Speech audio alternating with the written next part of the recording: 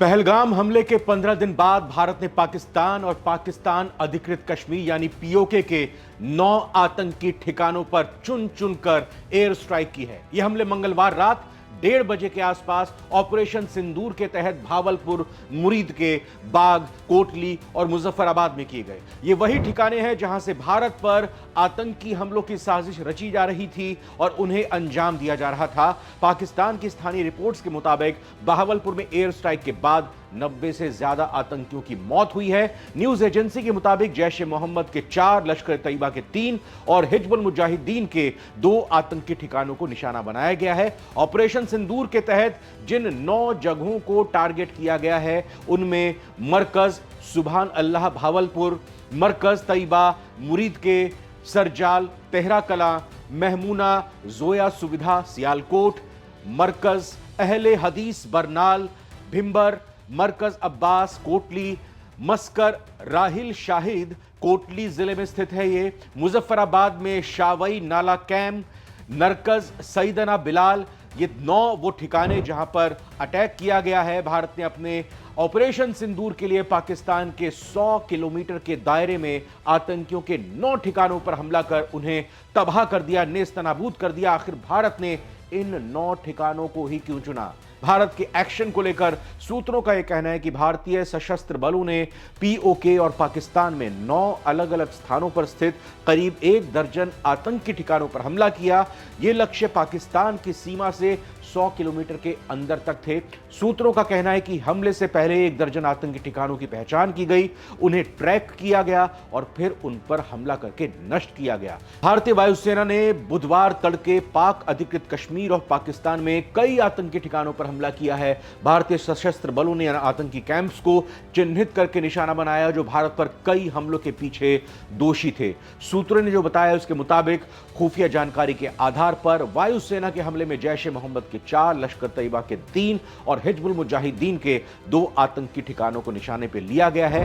जैश ए मोहम्मद का मुख्यालय तबाह कर दिया गया है। भारत की तरफ से जिन आतंकी ठिकानों को निशाना बनाया गया है उसमें जैश ए मोहम्मद का मुख्यालय भी शामिल है। इसके अलावा लश्कर तैयबा और हिजबुल मुजाहिदीन के कैंप्स को भी तबाह कर दिया गया है। सबसे बड़ा हमला बहावलपुर में किया गया जो अंतर्राष्ट्रीय सीमा से करीब 100 किलोमीटर अंदर स्थित है और यहां पर जैश ए मोहम्मद का हेडक्वार्टर है।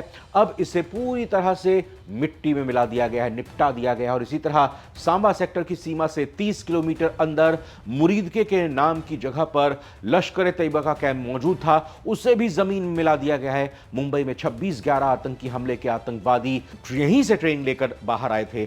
सेना की ओर से तीसरा हमला गुलपुर में किया गया जो पुंछ राजौरी के एलओसी से करीब 35 किलोमीटर अंदर है। 20 अप्रैल 2023 को पुंछ में आतंकी हमला और जून 2024 में यात्रियों से भरी बस पर हमले की जड़ें यहीं से जुड़ी हुई थीं।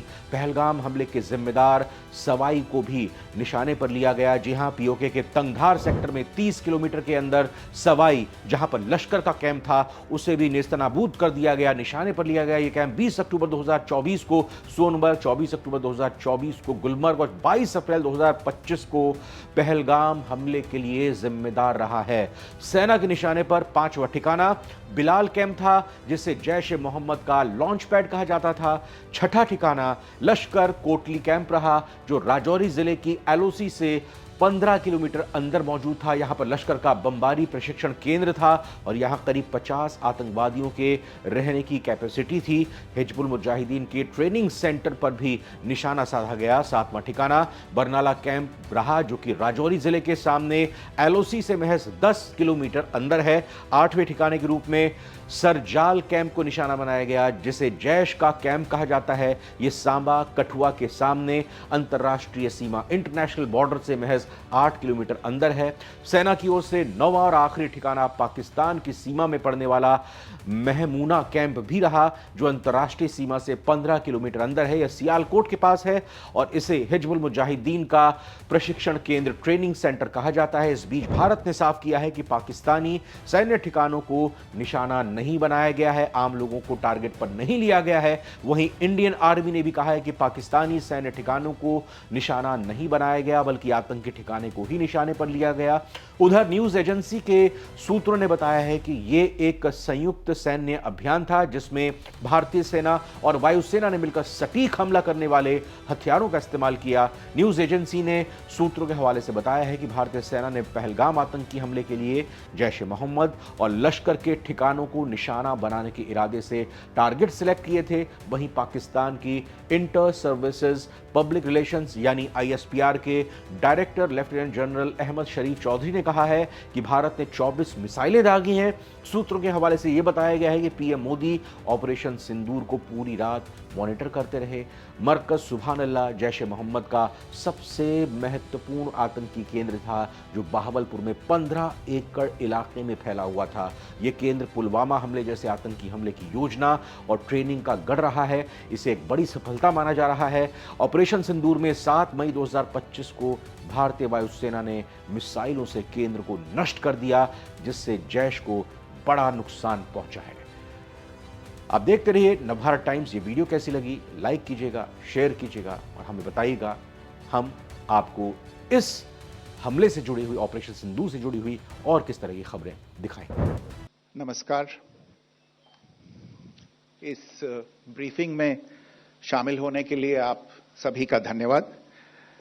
जैसा कि आप सभी जानते हैं, 22 अप्रैल 2025 को लश्कर-ए-तैयबा से संबंधित पाकिस्तानी और पाकिस्तान प्रशिक्षित आतंकवादियों ने भारत में जम्मू और कश्मीर के पहलगाम में भारतीय पर्यटकों पर बर्बरतापूर्ण हमला किया। 25 भारतीयों और एक नेपाली नागरिक को कायरतापूर्ण मौत के घाट उतार दिया गया। मुंबई के 26 नवंबर 2008 के हमलों के बाद यह भारत में हुई किसी आतंकवादी हमले में मारे गए आम नागरिकों की संख्या की दृष्टि से सबसे गंभीर घटना है। पहलगाम का हमला अत्यधिक बर्बरतापूर्ण था, जिसमें वहां मौजूद लोगों को करीब से और उनके परिवारों के सामने सिर पर गोली मारी गई। हत्या के इस तरीके से परिवार के सदस्यों को जानबूझकर आघात पहुंचाया गया। साथ ही उन्हें यह नसीहत भी दी गई कि वे वापस जाकर इस संदेश को पहुंचा दें। यह हमला स्पष्ट रूप से जम्मू और कश्मीर में बहाल हो रही सामान्य स्थिति को बाधित करने के उद्देश्य से किया गया था। चूंकि पर्यटन फिर से अर्थव्यवस्था का मुख्य आधार बन रहा था, इस हमले का मुख्य उद्देश्य इसे प्रतिकूल रूप से प्रभावित करना था। पिछले वर्ष आप सभी जानते हैं, 2.25 करोड़ से अधिक पर्यटक कश्मीर आए थे। इस हमले का मुख्य उद्देश्य इसलिए संभवतः यह था कि इस संघ राज्य क्षेत्र में विकास और प्रगति को नुकसान पहुंचाकर इसे पिछड़ा बनाए रखा जाए और पाकिस्तान से लगातार होने वाले सीमा पार आतंकवाद के लिए उपजाऊ जमीन बनाने में सहायता की जाए। हमले का यह तरीका जम्मू और कश्मीर और शेष राष्ट्र दोनों में सांप्रदायिक दंगे भड़काने के उद्देश्य से भी प्रेरित था। इसका श्रेय सरकार और भारत के सभी नागरिकों को दिया जाना चाहिए कि इन प्रयासों को विफल कर दिया गया।